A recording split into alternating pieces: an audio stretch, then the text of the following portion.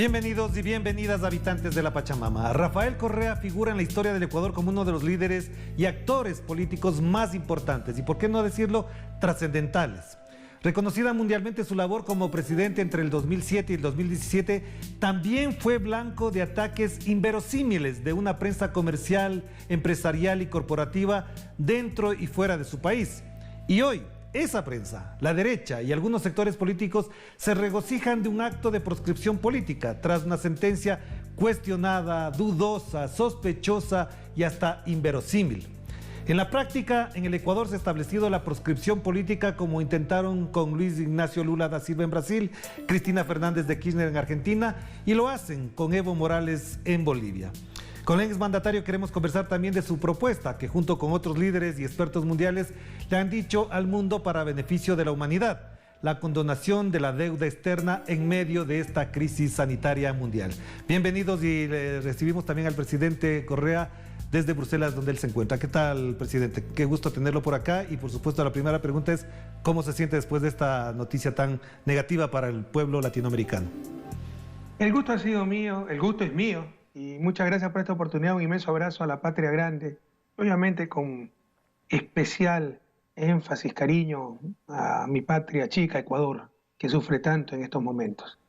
Yo estoy bien, esperamos un fallo así, no tenemos la más mínima esperanza en el sistema de justicia ecuatoriano, todo está tomado, todo es corrupto, pusieron ahí a esos personajes, por ejemplo la fiscal, para que nos persigan. Tú dices una sentencia inverosímil, es un caso inverosímil. El caso nunca debió empezar. Acuérdate que el caso se llamaba Arroz Verde y lo cambiaron a sobornos para hacer marketing judicial, o sea, una vergüenza. Yo tengo mucha serenidad, una profunda paz, he tenido una vida dura. No es la primera vez que enfrento canalladas, por supuesto. Tal vez sí es la más grande canallada, se está jugando con mi libertad. Pero hay que luchar, hay que seguir adelante y hay pruebas más difíciles, ¿no? También soy creyente, creo que Dios nos pone las cruces que cada quien puede cargar. Y hay cruces mucho más pesadas y esa gente es la que yo admiro tanto, nuestros migrantes, mujeres que tuvieron que dejar a sus niños de brazos para darles un mejor porvenir, las familias con hijos con grave discapacidad, las víctimas del coronavirus, sus familiares, aquellos que han perdido a sus padres, que lo tuvieron que tener al cadáver de papá, mamá 3 días en casa. Esas son pruebas verdaderas, así que lo mío no es nada. Yo estoy bien, me preocupa la gente que está en Ecuador, los perseguidos, que en lugar de preocuparse por sus familias, por sus abuelos, por sus padres, por sus hijos, tienen que preocuparse de defenderse ante esta, como te decía, canallada. Pero así es la lucha. Pero por mí no se preocupen, yo estoy bien, gracias a Dios. Así es, pero de todas maneras lo que le quisiera preguntar, presidente, es con esto se establece en la práctica una proscripción política, porque ahora es con esta sentencia, antes se detuvo a Paola Pavón, a Virgilio Hernández, en la perspectiva de que también sean proscritos políticamente y posiblemente, lo que señalan algunos, también se proscriba al partido Compromiso Social de la Revolución Ciudadana. Si la proscripción política se instaura en el Ecuador, ¿qué tipo de democracia vive este país andino? Pero hace rato que no tenemos democracia, ¿por qué te engañas? Estos han roto por lo menos 5 veces el orden constitucional, porque democracia es solo tener elecciones periódicas, dentro del Estado de Derecho. Han destrozado el Estado de Derecho. Acuérdate la consulta popular, absolutamente inconstitucional del 2018, febrero, entre otras cosas, para inhabilitarme como candidato a la presidencia hicieron una ley retroactiva, válida desde el 2008. Eso no existe, ley retroactiva. Pero eso tuvimos en Ecuador. Las leyes son para el futuro. Se tomaron todas las instancias del Estado.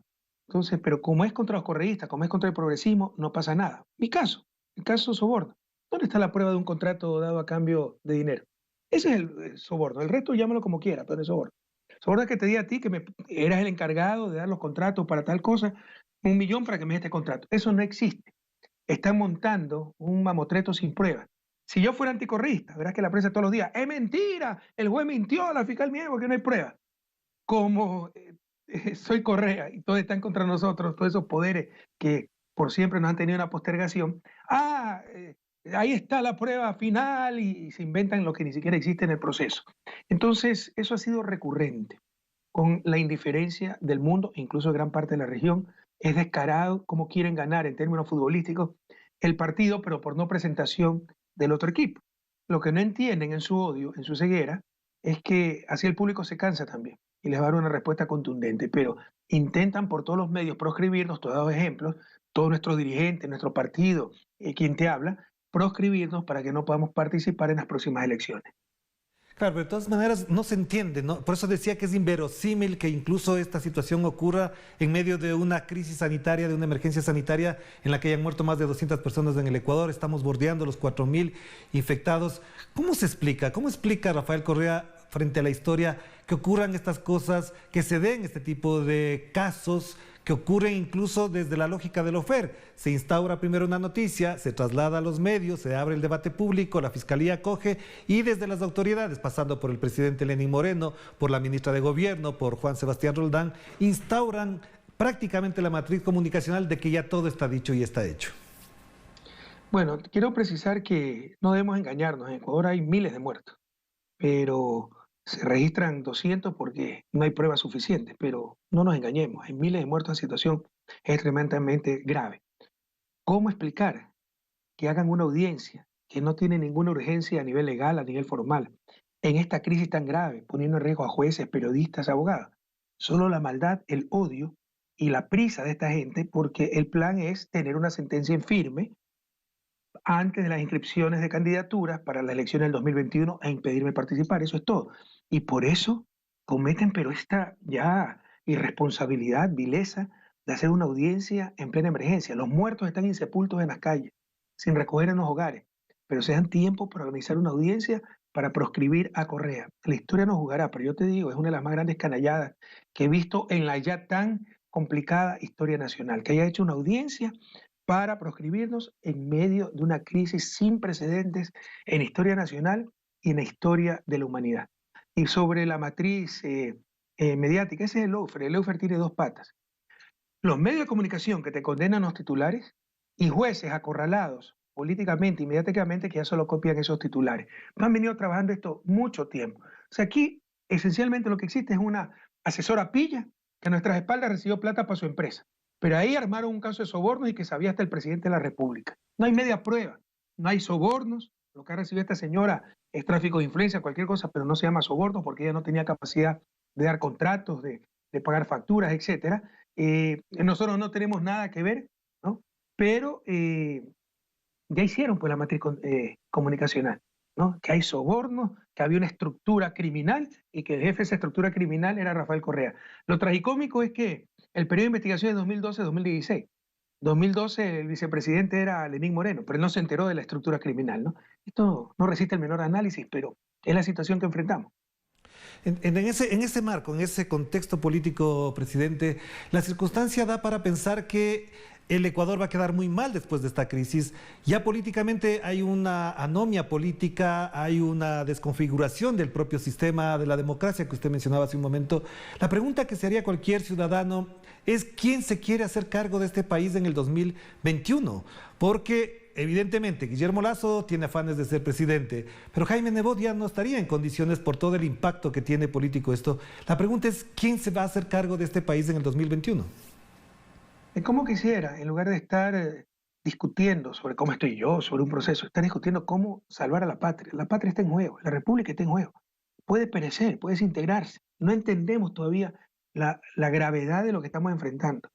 Ecuador es el país que peor ha manejado la crisis sanitaria. Tiene la mayor cantidad, con el subregistro y todo, la mayor cantidad de muertos per cápita de lejos en América Latina. Y lo peor está por venir, porque incluso si corrigieran todo ahora, ya viene por inercia las consecuencias de lo que no hicieron en las semanas anteriores. Los fallecidos seguirán creciendo, los infectados seguirán creciendo. Ya está colapsado el sistema sanitario, ya no se puede, no tiene capacidad la autoridad pública para enterrar a los muertos. Y esa es la primera parte, la situación es gravísima. Viene la segunda parte, que es la crisis económica. Ya se están viendo los síntomas y las consecuencias. Hay cosas que no entiende la ciudadanía, pero la Junta Monetaria hizo una resolución para, en lugar de que los bancos pidan directamente liquidez al fondo de liquidez que nosotros creamos, nosotros que no hemos guardado liquidez, hay 3.000 millones del fondo de liquidez para respaldar a la banca, pero con plata de la propia banca, esa es la diferencia. Antes era plata pública. Bueno, ya hicieron una reforma para que puedan retirar, o sea, bajaron los porcentajes que tienen que tener de respaldo en el fondo de liquidez. Yo calculo que estén 3.000 millones del fondo, que con eso retirarán unos 1.000 millones, porque ya hay problemas de liquidez de la banca, se puede ir la dolarización están saliendo capitales, no han puesto ningún control de salida de capitales, no han aumentado aranceles. Las cámaras, en su ambición, piden lo contrario, que se vayan aranceles, lo cual es suicida. Hay que impedir por todos los medios la salida de divisas.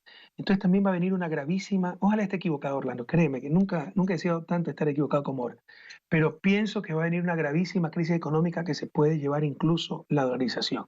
¿Quién quiere hacerse cargo de un país en esa situación? Nadie que no tenga un profundo amor por la patria, que no le interese su futuro político, sino ayudar a sus conciudadanos. Pero ya habría que hacerlo. Yo he sido muy claro. Con este gobierno no vamos a ningún lado. No tenemos gobierno. Yo quise apoyar al gobierno. Apoyé el proyecto, el decreto de emergencia. Pero después de 8 o 10 días nos enteramos que no habían dado 20 centavos. Dijeron que traían 2 millones de pruebas. Era mentira. Atrasaron sueldos. Nuestros médicos se mueren por no tener equipos de protección, no hay respiradores, pero pagaron deuda externa. ¿Cuánto más vamos a esperar para darnos cuenta que estos tipos nos llevan al precipicio? Entonces se requiere que el gobierno se haga un costado y asuma a alguien con liderazgo, el propio Jaime Nebot. Yo apoyaría a mayor anticorreísta, pero que tenga liderazgo, autoridad y que actúe en función del bien común. Claro, a nivel económico van a ser de la suya, pero al menos a nivel sanitario es obvio lo que hay que hacer: aislamiento, apoyo logístico para familias que se quedan en las casas con alimentación, con bienes de primera necesidad. Las pruebas, miles de pruebas, hay que triplicar el número de pruebas diarias, si se puede hacer más en buena hora. Equipar los hospitales, es obvio lo que hay que hacer, pero se requiere liderazgo, autoridad, comprensión, y no existe en este momento en la República. Entonces yo te diría, no hay que pensar en quién se va a hacer cargo, tiene que hacerse cargo ya, y una transición hasta las elecciones del 2021. ¿Y quién se hace cargo de las elecciones del 2021? Porque va a recibir un país destrozado. Estamos hablando de vida, de muerte de personas, pero también de la supervivencia de la propia República.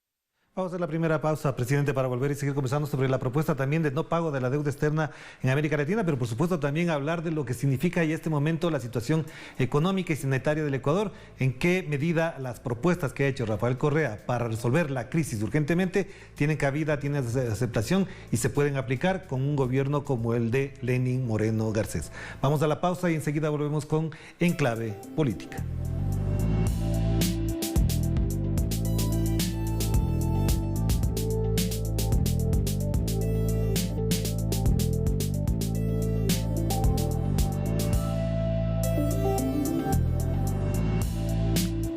Estamos de vuelta aquí en Enclave Política a través de Telesur, la señal informativa de América Latina y el Caribe, y nos conectamos directamente con Bruselas, donde se encuentra el presidente Rafael Correa Delgado, a quien le comentamos: el país en Ecuador ha tenido una circunstancia económica difícil antes del coronavirus. Incluso algunos han señalado que el coronavirus le llegó antes a la economía ecuatoriana por el manejo económico. En medio de eso, el gobierno pagó 320 millones de la deuda externa a cambio de supuestamente recibir en las próximas semanas 2.000 millones. No ha llegado ni un centavo todavía. ¿Cómo se entiende y cómo impacta esta situación del pago de la deuda externa a la esperanza de que le lleguen 2.000 millones cuando hay una crisis emergente y no se han resuelto los problemas fundamentales? Mira, esta crisis, que no la creó el gobierno, y es la crisis más grande de la historia de la humanidad, al menos en tiempos recientes, solo comparable probablemente con la peste negra en el siglo XIV, y la más grave en historia del Ecuador, al menos historia contemporánea. No la creó el gobierno, eso es claro, pero nos encontró en la peor situación posible, porque no teníamos gobierno. Lo dijimos, Ecuador quedó descerebrado. Tenemos un gobierno de muerte clínica, con muerte clínica desde las protestas de octubre, cuando lo salvaron in extremis los indígenas, pero que ya no tenía ninguna autoridad ese gobierno. No hay liderazgo, no hay credibilidad, no hay nada, no hay presencia. Un presidente escondido, un vicepresidente que es el tercer vicepresidente en estos 3 años de gobierno, cuyo único mérito es ser un muchacho de buena cuna y que está haciendo relaciones públicas, no tiene pensamiento estratégico, no conoce el tema. Nos encontró con un sistema de salud destrozado. Lo mucho que habíamos hecho, aunque faltaba mucho por hacer, dijeron que era populismo. Acuérdate que criticaron que hubiéramos hecho hospitales de 500 camas. Gracias a esos 3 hospitales de 500 camas, Guasmo, Montesinaí y Los Ceibos, es que está sobreviviendo gente en Guayaquil, ¿no? A pesar de que muchos están muriendo, pero qué irresponsabilidad. Votaron como 12.000 personas del sistema de salud. Entonces nos encontró con un sistema de salud ya terriblemente debilitado y nos encontró ya con una economía destrozada, en recesión, con graves desequilibrios económicos en diferentes sectores, sector externo, por ejemplo. Eh, entonces, somos mucho más vulnerables para enfrentar esta pandemia que, te insisto, no la creó el gobierno, pero nos encontró en una peor situación y la respuesta ha sido terrible. Que se paguen esas condiciones cuando no hay ni mascarillas para los médicos, cuando no hay comida para las familias en las casas, cuando no hay respiradores. 324 millones de deuda externa es criminal, es criminal. Y fíjate la contradicción, y lo asumimos como normal. No tiene nada de normal, no tiene por qué ser así. Que se pague deuda externa ni que se discuta aquello, pero que se suspendan las elecciones el próximo año para ahorrar 145 millones que todavía no hay. O sea, ¿te imaginas un país democrático suspender elecciones? Pero eso no hay problema en proponer, pero no pago de deuda externa es ser populista. Que no se le pague a la gente su salario, ya, eso no hay problema, pero atrasarnos en el pago de la deuda externa, eso es imposible. Eso es pura ideología, pura política, puros intereses creados. Dicho sea de paso, los tenedores de deuda no son gringuitos, son ecuatorianos, es la banca ecuatoriana, que para pagar sería un gran negocio, que nos demos 324 millones y nos presten 2.000.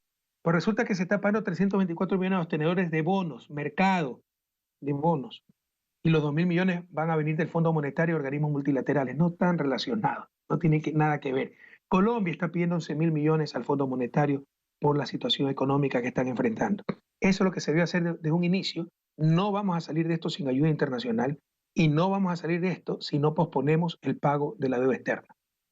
Entonces, si es que eso ocurriese, si hubiese una integración regional, un acuerdo político continental o por lo menos regional para el no pago de la deuda externa, ¿qué implicaría eso para la economía de nuestros países? Es decir, ¿es posible que con no pagar la deuda externa sea suficiente para salir de la peor tragedia económica sanitaria o qué medidas más se deben tomar? No es suficiente de ninguna manera, hay que echar los cálculos, pero Ecuador tenía programado pagar cerca de 6.000 millones en deuda externa. Estamos hablando de deuda externa porque son dólares que salen. Deuda externa, interna, que es minoritaria con este gobierno por las torpes leyes que hicieron, porque antes no financiaba mucho el Banco Central y eso era deuda interna, queda en el país, queda como circulante, entonces no es recesivo, no genera desequilibrio, salida de divisas. Entonces, el servicio de deuda externa era cerca de 6.000 millones de dólares, se han pagado unos 2.000, nos quedan 4.000 por pagar. Eso no se debe pagar y no se puede pagar. ¿Qué significa? Que no vendrá más financiamiento, al menos normal, pero no estamos en tiempos normales, estamos en tiempos sin precedentes. Además, no vendrá, no vendrá más financiamiento en tiempos normales, pero en este momento el flujo negativo, es más lo que pagamos que lo que recibimos. Entonces salimos ganando, no es hacer trampa, estamos ante un motivo de fuerza mayor y luego hay que recurrir a los organismos internacionales. El Fondo Monetario puede emitir una especie de dinero, que es una moneda contable, que se llama derechos especiales de giro, que sirven como reserva, dan liquidez a los países. Lo hizo en el 2009, por la crisis del 2008-2009, tiene que hacerlo nuevamente, pero mucho, en mucho mayor cantidad, y tendrán los países ricos, que además de perdonar o prorrogar, flexibilizar las deudas bilaterales, hacer un fondo común para ayudar a los países pobres con mayores dificultades económicas. Si algo nos enseña este virus, es que todos vivimos en el mismo planeta. Ojalá que entienda esto la humanidad y los ricos de mi tierra, los ricos de la tierra, que si no es por humanidad, por egoísmo, me conviene que estén bien el resto, que no se enfermen los pobres, porque pueden enfermarse de un virus que no hace diferencia entre ricos y pobres y mira los asustados que están ahora. Entonces, que esto nos enseñe a que somos interdependientes y para salir de esta gravísima crisis sin precedentes se requieren acciones globales, acciones solidarias y se requiere coordinación, acción colectiva. Claro, pero también lamentablemente ya no existe la UNASUR, había una instancia de la UNASUR para atender el tema de salud, se eliminaron, se desbloquearon, se desmontaron políticas públicas de salud para, no solamente para emergencias, sino para la prevención. Si esto no existe, entonces, presidente, la propuesta sería que se retome eso, habrá capacidad de asimilación, de aprendizaje de estas circunstancias para devolverle al Estado lo que algunos reclaman desde la beneficencia y desde la caridad. ¿O es que vamos a volver a lo mismo y será el neoliberalismo más depredador el que se imponga después de salir del coronavirus? Mira, Orlando, estamos cosechando, sobre todo en Ecuador, lo que sembramos 3 años. 3 años, un gobierno traidor, inepto, fue apoyado por todos los poderes fácticos, la prensa, grupos económicos, el resto de partidos políticos, solo para destruir a Correa y al correísmo porque éramos la principal fuerza política. Y hay gente que entiende la política de esa manera, qué espacios ganar, qué elecciones ganar, qué poder tener. Para nosotros la política es sacar a nuestro país de la miseria, alcanzar el desarrollo tan deseado. Después de 2 siglos como república independiente y seguimos subdesarrollados. Entonces, pero para que no gane Correa, que le ganábamos todo, todos se unieron y apoyaron un gobierno que al principio demostró, además de inmoral, falta de ética, traidor, rompió el pacto social que significa la democracia, echando el programa ganador a la basura, con el cual la situación sería muy diferente, y adoptando el programa perdedor neoliberal, además incompetente, terriblemente cuestionado, con casos de corrupción concretos que no se investigan, pero taparon todo. Tú lo dijiste en un artículo, ¿no? O perdón, fue Francisco Herrera, ¿no? Lo peor que nos pasó fue el silencio de la prensa.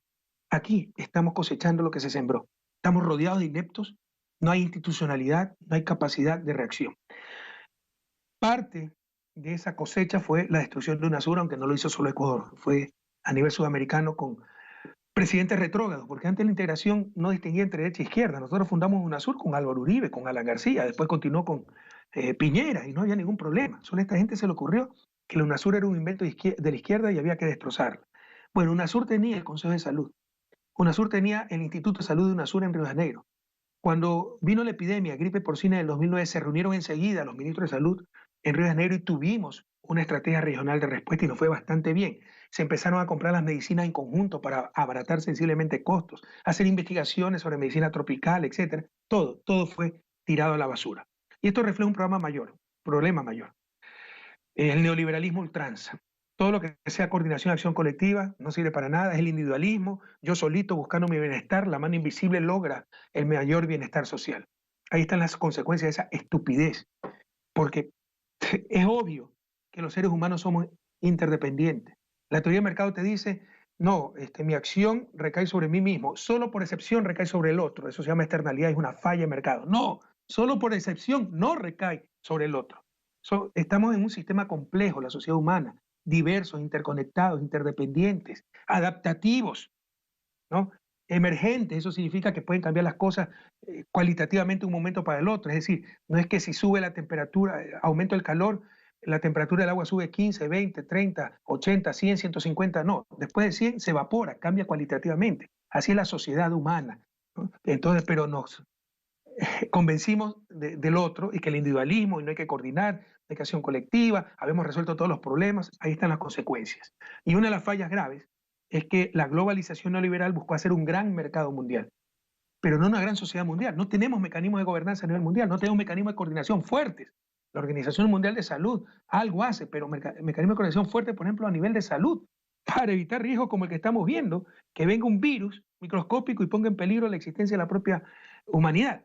Entonces, yo creo que el mundo va a cambiar y espero para mejor, ¿no? No creo, esto ha cuestionado muchos paradigmas y la cuestión es esta, retomar la capacidad de acción colectiva. Eso significa a nivel nacional el Estado, que es la representación institucionalizada de la sociedad. Significa valorar la política, que es la forma racional en que una sociedad toma sus decisiones. Y lo mismo extrapolado a nivel global. Necesitamos institucionalidad y gobernanza a nivel global. Claro, pero ahí hay una cosa que es interesante también reflexionar y para terminar, presidente, muchos líderes, muchos expertos, incluido el presidente del Ecuador en su momento, Rafael Correa, planteó que el futuro de la humanidad es el futuro de los bloques regionales. ¿Esto se reactiva? ¿Es posible actualizar los BRICS, UNASUR y que la propia Unión Europea tome otro sendero, tome otro rumbo para poder encaminar a la humanidad hacia el bienestar y no precisamente solamente al enriquecimiento de unos pocos? Esa propuesta de bloque no contradice lo que te estoy diciendo de una gobernanza mundial, por el contrario, la fortalece. Vamos a tener mayor capacidad para esa acción colectiva, mayor coordinación, mayor voz del bloque latinoamericano en el concierto internacional. Nuestra propuesta era que se laxe el bloque latinoamericano y que la OEA quede como un espacio para procesar conflictos, coincidencias entre el bloque latinoamericano y el bloque norteamericano. No quiero gastar el tiempo explicando, pero imagínate que un problema entre Nicaragua y Costa Rica tenga que ir a ser discutido a Washington. Es un absurdo. Entonces, no contradice esa propuesta. Y yo creo que tenemos que ir a esos bloques latinoamericanos para el interior, crear esa identidad latinoamericana, crear institucionalidad latinoamericana, crear ese fondo de reserva latinoamericano, crear ese banco latinoamericano, crear, ¿por qué no?, una moneda común latinoamericana como la Unión Europea. Y es con esa identidad latinoamericana, porque la Unión Europea son 28 países distintos en todo. Ellos tendrán que explicarle a sus hijos por qué se unieron. 28 países con diferentes historias. Hace unas décadas se mataban por decenas de millones, diferentes sistemas políticos, diferentes culturas, diferentes lenguas. En cambio, nosotros tenemos todo en común. Nosotros tendremos que explicarle a nuestros hijos por qué nos demoramos tanto. Claro que sí. Muchísimas gracias, presidente. Un abrazo y, por supuesto, la solidaridad, el respeto de parte de Telesur y en lo personal también el respeto, la admiración y el cariño de siempre. Muchas gracias, Orlando. Un fuerte abrazo a la Patria Grande y cuídense, por favor, cuídense. Muchísimas gracias al presidente de la República del Ecuador, Rafael Correa, quien además, por supuesto, a propósito de la persecución y el objetivo de la proscripción política, sigue en Bruselas, evidentemente respetando las normas, las leyes y por supuesto la esperanza también de todos de que esto se resuelva por la vía democrática. No caben las proscripciones políticas a partir de la venganza y el odio, sino de la justicia, de la verdadera justicia. Así como con Lula, con Evo, con Cristina, se han hecho estas cosas y la reivindicación histórica está a la puerta de este siglo, obviamente también esperamos que esto ocurra en Ecuador, porque de otra manera los más perjudicados serán siempre los pobres, los sectores populares y el proceso histórico que se emprendió en el año 2007. Nos despedimos. Cuídense mucho. Chao, chao.